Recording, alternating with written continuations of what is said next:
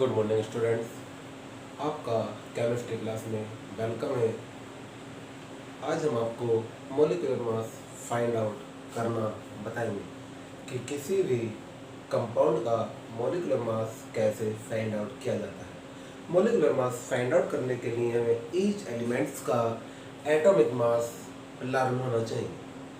For example H, hydrogen का जो atomic number होता है वह 1 होता है और एटॉमिक मास भी कितना होता है, 1 होता है।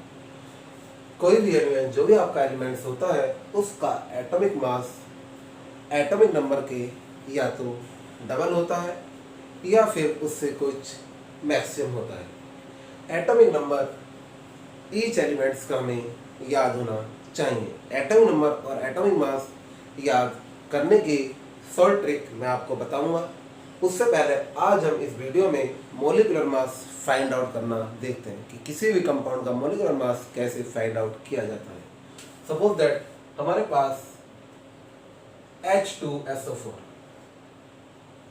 H2SO4 जैसा कि आप जानते हैं, H2SO4 फार्मूला आपका होता है सल्फ्यूरिक एसिड। फार्मूला आपका किसका होता है? ये सल्फ्यूरिक एसिड। तो हमें यहाँ पर सल्फ्यूरिक एसिड का मॉलिक्यूलर मास क्या करना है, फाइंड आउट करना है। तो कैसे करेंगे आप? हमें यहाँ पर ईच एलिमेंट्स का एटॉमिक नंबर लर्न होना चाहिए। चूंकि यहाँ पर H का जो होता है, इसे हम लिख सकते हैं H into 2 plus S plus O into 4। यहाँ पर आप देखिए H का कितना होता है, आपका 1 होता है, 1 इंटू 2। S का जो आपका एटॉमिक नंबर होता है वो कितना होता है, 16 होता है और एटॉमिक मास कितना होता है इसका, 32 होता है। मैंने जैसे कि आपको बताया था कि जो एटॉमिक मास होता है वो क्या होता है, लगभग दुगना होता है। यहाँ पर आपका S का कितना होता है, 16 होता है, तो उसका मॉलिक्यूलर मास आपका कितना होता है, 32 होता है। तो यहाँ पर आप कितना रख देंगे, 32 प्लस O का कितना होता है, आपका 16 होता है इंटू 4। ये आपका आ जाएगा 2 प्लस 32 प्लस कितना आ जाएगा, 64, टोटल आ जाएगा 98। ये आपका क्या हो गया, मॉलिक्यूलर मास हो गया। किसी भी कंपाउंड का मॉलिक्यूलर मास फाइंड आउट करने के लिए हमें उसके जो भी उसमें एलिमेंट्स होता है उसके एटॉमिक नंबर और एटॉमिक मास लर्न होने चाहिए।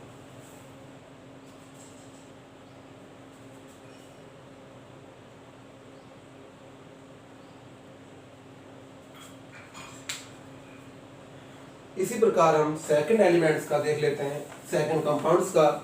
हमारे पास कंपाउंड्स है कोई, ले लेते हैं हम यहाँ पर, हमने यहाँ पर ले लिया HCl।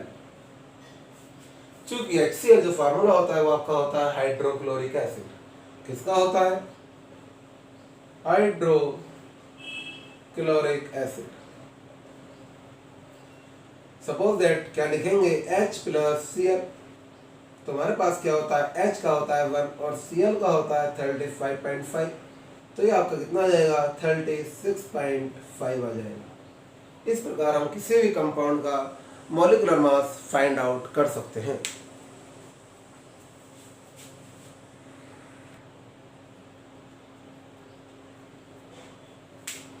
आगे देखिएगा, यदि हमें इक्विवेलेंट मास बोलते हैं तुल्यांकी भार, यदि हमें किसी भी एसिड, बेस एंड सॉल्ट अर्थात अम्ल, क्षार तथा लवण का तुल्यांकी भार ज्ञात करना होता है तो उसके लिए हमारे पास ये फार्मूले होते हैं। अम्ल का तुल्यांकी भार बराबर होता है अणु भार बटे क्षारकता। अम्ल का तुल्यांकी भार क्या होता है, अणु भार बटे क्षारकता, अर्थात equivalent mass of acid. Equivalent mass of acid बराबर होता है molecular mass upon basicity. Equivalent mass of acid बराबर होता है मोलिक्यूलर मास अपॉन वेसिसिटी। यदि हमें निकालना होता है क्षार का तुल्यांकी भार तो फार्मूला होता है equivalent mass of A base. Equivalent mass of base बराबर होता है molecular mass upon acidity. Molecular mass upon acidity. यदि हमें निकालना होता है लवण का तो इक्विवेलेंट मास ऑफ सॉल्ट बराबर होता है molecular mass upon valency. Suppose that हमारे पास यहाँ पर है अम्ल का तुल्यांकी भार अर्थात इक्विवेलेंट मास ऑफ एसिड। तो हम कैसे निकालेंगे, किसी एक एसिड का नाम फॉर एग्जाम्पल हम एसिड ले लेते हैं H2SO4। हमारे पास H2SO4 क्या है, एसिड है। H2SO4 ले लो, HCl ले लो, H3PO4 ले लो, कोई सा भी हम एसिड ले सकते हैं। एसिड की आप आइडेंटिफिकेशन कैसे करते हैं, जहां पर आपका H धन आयन प्रेजेंट होता है, जहां पर आपका H धन आयन क्या होता है, प्रेजेंट होता है, वह आपका एसिड होता है। जहां पर आपका H धन आयन क्या होता है, प्रेजेंट होता है, वह आपका एसिड होता है। फॉर एग्जाम्पल हमने यहाँ पर आपका ले रखा है H2SO4, तो आप H2SO4 का पहले मोलिकुलर मास फाइंड आउट करेंगे, जैसा कि हमने अभी निकाला था मोलिकुलर मास ऑफ H2SO4। अभी हमने निकाला था, आपके सामने कितना आया था, 98। अब यहाँ पर अगर हमें एसिड का निकालना होता है तो वहां पर हम उसे फार्मूले के अकॉर्डिंग लेते हैं वेसिडिटी अर्थात क्षारकता। तो यहाँ पर आपकी जो H है उसकी क्षारकता कितनी होगी, चूंकि H2SO4 है, H2SO4 इसका क्या हो जाएगा, इसे हम क्या करेंगे, इसकी रिएक्शन आपकी हो जाएगी इन रिवर्सिबल रिएक्शन। क्या बन जाएगा, 2H positive plus SO4 negative. यहाँ पर H के कितने मॉलिक्यूल है, 2 मॉलिक्यूल है। तो यहाँ पर जो आपकी क्षारकता होगी अर्थात वेसिडिटी होगी वो कितनी होगी, 2 होगी। तो यहाँ पर आपकी क्षारकता कितनी होगी, इसकी 2 होगी। तो आप क्या लिख सकते हैं, इक्विवेलेंट मास ऑफ एसिड बराबर क्या हो जाएगा, molecular mass upon basicity. Molecular mass आपका कितना आ गया, 98। वेसिसिटी कितनी है, H के मोलिक्यूल है 2। जितने मॉलिक्यूल H के होते हैं वो आपकी क्या कहलाती है, क्षारकता कहलाती है, और जितने मॉलिक्यूल आपके OH के होते हैं वो आपकी क्या कहलाती है, अम्लता कहलाती है। तो यहाँ पर equivalent mass of acid find out करा रहे हैं, तो मोलिकुलर मास अपॉन वेसिसिटी बराबर क्या आ जाएगा, 98/2।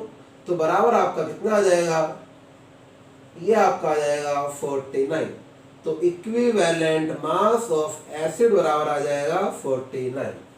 इस प्रकार आप किसी भी कंपाउंड का मोलिकुलर मास अर्थात मोलिकुलर मास के according equivalent mass find out कर सकते हैं। इक्विवेलेंट मास बोलते हैं तुल्यांकी भार।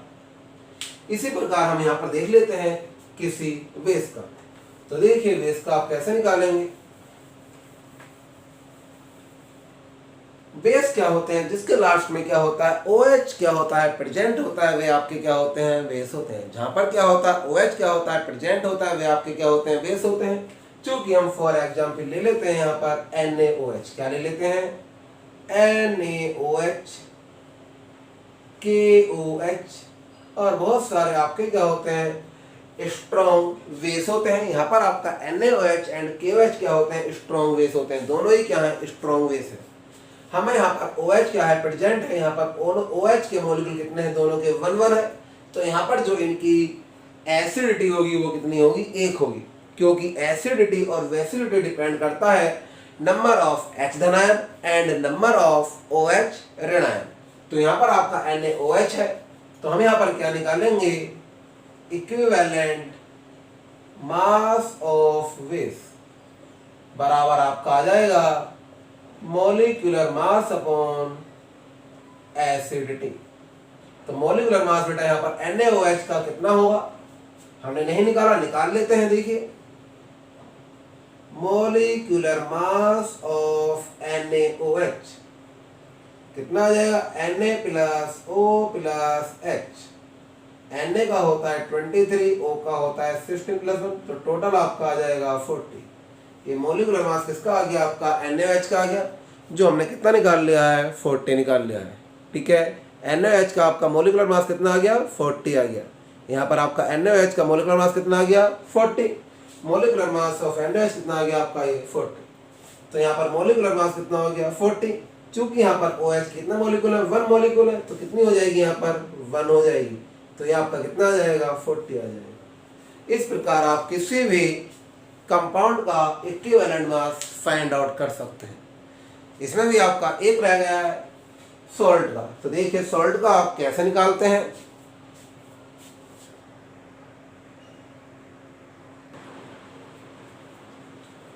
देखिए हम यहाँ पर आपका सॉल्ट ले लेते हैं AgNO3। सॉल्ट हमने क्या ले लिया आपका AgNO3। हम सॉल्ट का इक्विवेलेंट मास फाइंड आउट कर रहे हैं। तो सॉल्ट आपने यहाँ पर क्या ले लिया AgNO3। फॉर्मूला आपका किसका होता है AgNO3 फार्मूला आपका होता है सिल्वर नाइट्रेट।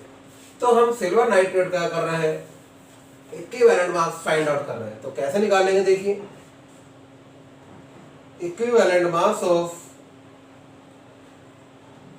AgNO3 तो कितना आ जाएगा Ag plus N plus O into 3। Ag का आपका होता है 108, N का आपका होता है 14, इसका आपका होता है 16। टोटल आपका कितना आ जाएगा 108 प्लस 14 प्लस कितना आ जाएगा 48। तो कितना हो जाएगा आपका ये आ जाएगा 170। ये आपका क्या आ गया एक मॉलिक्यूलर मास ऑफ AgNO3 आ गया। क्या आ गया मॉलिक्यूलर मास ऑफ AgNO3। हमें यहाँ पर आपका निकालना है इक्विवेलेंट मास। तो आप देखिए इक्विवेलेंट मास कैसे निकालेंगे इसका। चूंकि AgNO3 है AgNO3 का आप क्या करा दें डिसोसिएशन करा दें। तो क्या होगा Ag पॉजिटिव और NO3 निगेटिव। मैंने क्या भी आपको बताया है Ag पॉजिटिव और NO3 निगेटिव। एक पर क्या है आपका पॉजिटिव चार्ज प्रेजेंट है और एक पर आपका क्या है नेगेटिव चार्ज प्रेजेंट है। अब यहाँ पर इसके कैटायन एंड एनायन अर्थात धनायन और ऋणायन जो हमारे आवेश हैं उन्हें हम क्या करेंगे यहाँ पर देख लेंगे। जितने आवेश होंगे उससे उसे क्या कर देते हैं हम डिवाइड कर देते हैं। तो यहाँ पर कितने चार्ज प्रेजेंट है ये भी एक है और ये भी एक है। तो इसकी जो आपकी वैलेंसी हो गई यहाँ पर कितनी हो गई 1 हो गई क्योंकि Ag पर क्या है प्लस का 1 चार्ज और NO3 पर क्या है माइनस का 1 चार्ज। तो क्या हो जाएगा यहाँ पर आपका इक्विवेलेंट मास ऑफ AgNO3 बराबर आपका आ जाएगा फार्मूला आपको बताया था मैंने molecular mass upon valency. Molecular mass कितना है 170 और वैलेंसी भी कितनी है आपकी 1। तो कितना आ जाएगा 170 आ जाएगा। इस प्रकार आप एसिड बेस एंड सॉल्ट का इक्विवेलेंट मास फाइंड आउट कर सकते हैं और किसी भी कंपाउंड का मॉलिक्यूलर मास निकाल सकते हैं। नेक्स्ट टॉपिक में हम नेक्स्ट वीडियो में हम चर्चा करेंगे आपसे न्यूमेरिकल पोर्शन पर। स्पेसिफिक ग्रेविटी की आपको हम न्यूमेरिकल बताएंगे कि न्यूमेरिकल कैसे किए जाएंगे। यदि इस वीडियो में आपको कोई प्रॉब्लम हो तो आप ग्रुप पर कन्फर्म कर सकते हैं। यदि आपको वीडियो अच्छी लगती है तो आप चैनल को सब्सक्राइब करें, लाइक करें। Thank you so much.